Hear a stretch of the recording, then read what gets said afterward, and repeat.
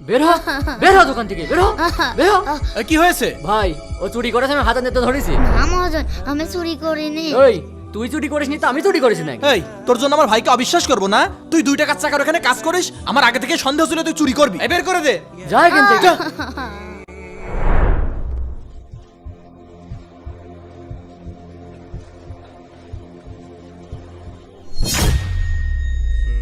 রবিউল, এটা আমি কি দেখছি?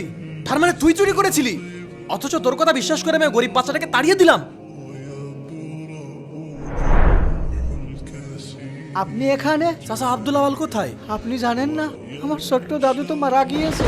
আপনারা ওই মাসুম বাচ্চাকে সোরের অপবাদ দিয়ে তাড়িয়ে দিলেন। ও বাড়িতে এসে কষ্ট সহ্য করতে পারিনি, 3 দিন না খেয়েছিল।